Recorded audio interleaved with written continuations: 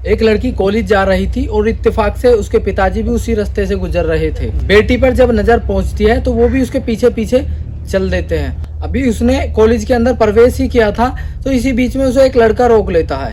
एक लड़का उसे सामने से रोक लेता है और उससे बातचीत करने की कोशिश करता है। उसके पिता खड़े होकर देखने लग जाते हैं कि आखिरकार ये कर क्या रहे हैं। कुछ देर बाद वे अपने अपने रास्ते चले जाते हैं और पिताजी भी अपने रास्ते में चले जाते हैं। एक बार फिर से पिता ने अपनी बेटी का पीछा किया देखने के लिए क्या वो लड़का आज भी उसे रोकेगा टोकेगा, क्या करेगा। पिता ने वो बात फिर से दोहराई कि ये फिर से लड़की को रोकेगा टोकेगा, क्या करे। लड़की को रोकने की कोशिश करता है, टोकने की कोशिश करता है, लेकिन इस बार पिताजी को गुस्सा आ जाता है। पिताजी कॉलेज प्रशासन के पास सीधा जाते हैं। कहने लगते हैं कि आपके यहाँ बच्चे पढ़ने के लिए आते हैं या मटर गश्ती करने के लिए आते हैं। प्रशासन को लड़की के पिता की बात ये बिल्कुल खराब लगती है और यहीं से एक भयानक कत्ल की रूपरेखा तैयार होती है जिसकी किसी ने कल्पना भी नहीं की थी। दरअसल हमने एक कहानी सुनाई थी, गोद लिए बेटे ने पिता का कत्ल कर दिया था। कहानी में जो अपना खून होता है वो ही मतलब खून का प्यासा हो जाता है। ये कत्ल की एक छोटी सी वजह दो कत्ल की और कहानी रच देगी। हेलो नमस्कार, मैं हूं सचिन। आज की जो सच्ची घटना मैं आपको सुनाने जा रहा हूं ये है हरियाणा प्रदेश की सिरसा जिले का एक थाना लगता है डबवाली। दरअसल डबवाली थाना क्षेत्र का एक गांव लगता है गिंदड़ खेड़ा। दरअसल बात कर रहा हूँ 25 सितंबर 2024 के सुबह 4 बजे का वाक्य रहा होगा। दो सगे भाइयों के मकान मिलते जुलते होते हैं। जो छोटे भाई का बेटा होता है जिसका नाम हरपाल सिंह होता है, उम्र लगभग 18 साल होती है और वो मौका पाता है और अपने ताऊजी की दीवार कूदता है और ताऊजी के पास जाता है।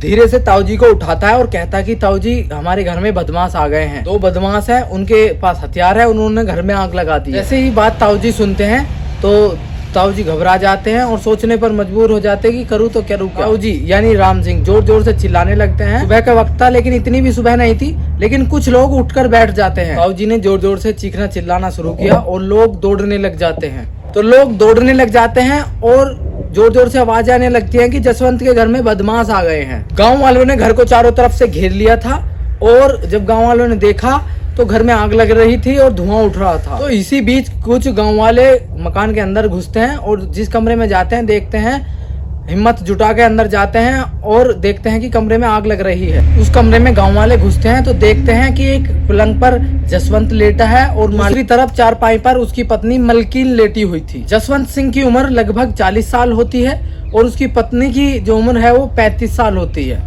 जिस बिस्तर पर वो लेटी हुई थी उसमें बहुत तेज आग लग रही थी, लपटें उठ रही थी। लोगों ने बड़ी मशक्कत के साथ आग पर काबू पाया और वे लगभग 90% दोनों जल चुके थे। इसी बीच पुलिस को सूचना दी जाती है और पुलिस इस मामले में बहुत ही गंभीरता से जांच करती है। एसपी दीप्तिगर, साथ ही थाना प्रभारी ब्रह्म प्रकाश, एएसआई CIA के प्रभारी होते हैं। राजपाल वो सूचना पाकर मौके पर पहुंच जाते हैं। वहां आने के बाद मामले की जांच पड़ताल की जा रही थी। गांव वालों को तसल्ली दी जाती है कि इस घटनाक्रम का जल्द से जल्द खुलासा कर दिया जाएगा। दरअसल एक ही घर के अंदर दो लोगों की हत्या हो जाती है। हत्या के बाद इस कांड को अंजाम दिया जाता है और दोनों लोगों को आग लगा दी जाती है। पुलिस ने घर के अंदर जाकर जांच पड़ताल की तो सारा सामान तितर बितर पड़ा हुआ था। सामान इधर उधर जब पड़ा हुआ था तो पुलिस पूछती है कि इस घर में कितने लोग रहते हैं। जो राम सिंह होता है जिसकी उम्र 40 साल होती है कहता है उसका छोटा भाई जसवंत होता है जिसकी उम्र 40 साल होती है और उसकी भाभी है मलकीर कौर जिसकी उम्र 35 साल होती है। उनका एक बेटा होता है हरपाल सिंह जिसकी उम्र 18 साल होती है, 18 वर्ष होती है। और दीप्तिगर ने 5 लोगों की टीम बनाई। जितनी भी जल्दी हो सके इस घटनाक्रम का खुलासा होना चाहिए और जल्दी होना चाहिए। तो 5 लोगों की टीम बनाई और वो जो लाश थी वो अपने कब्जे में ले लेती है, लेकिन शरीर का केवल लाश उन्होंने अपने कब्जे में ले ली और पोस्टमार्टम के लिए पहुंचाई। लेकिन क्या ही फायदा था, 90% पूरी जल गई थी और 10% ही भाग रह गया था।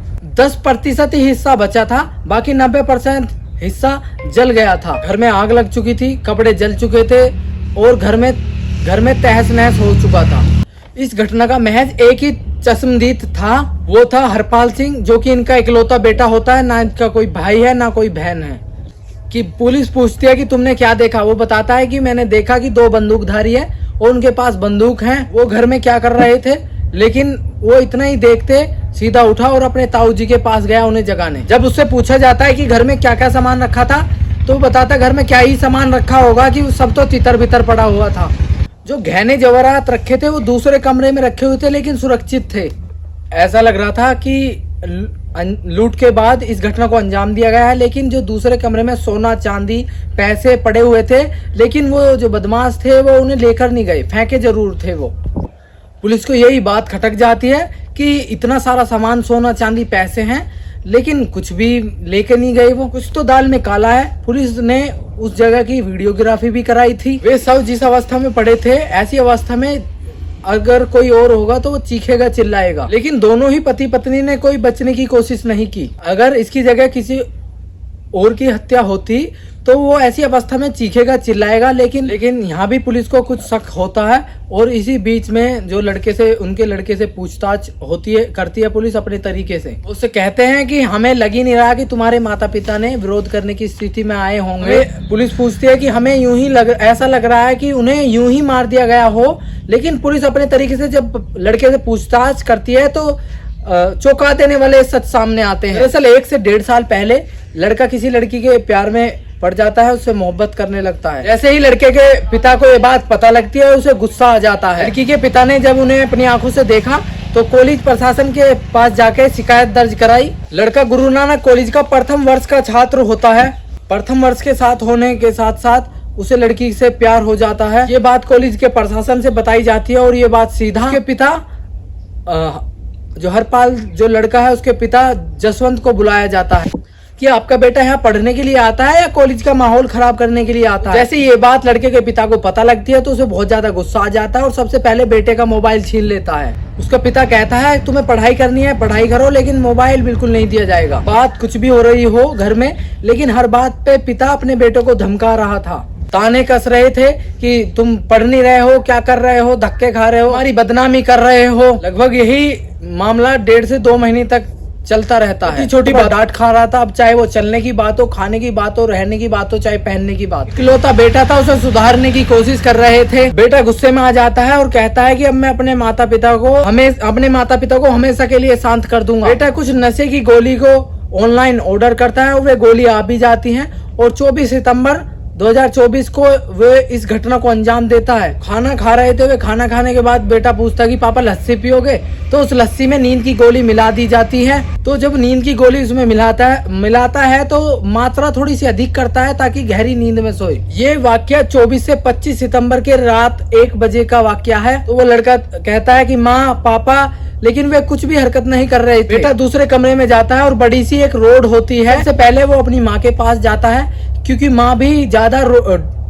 टोका टाकी करती है। के बाद उसने अपनी माँ के सर पर 1-2 नहीं बल्कि 12 बार वार किए। तो जब 12 बार उसके सर पे वार किए, अब वो नींद की अवस्था में, कुछ करने की अवस्था में नहीं थी, शायद एक ही रोड में माँ मर गई हो। उसके बाद वो पिता को मारता है और पिता को तब तक मारता है जब तक उसके दिल को तसल्ली नहीं हो जाती कि ये मर गए होंगे, 15 बार वार किया हो या 20 बार वार किया हो। और उसके बाद उनके पास बैठ जाता है और कहता है चीखो चिल्लाओ, और मैं तुम्हारी चिक से परेशान हो गया हूँ। मैं देखना चाहता हूँ कि तुम कितना चीखो और चिल्लाओगे। तो वे मर चुके थे, बोलने की अवस्था में थे ही नहीं।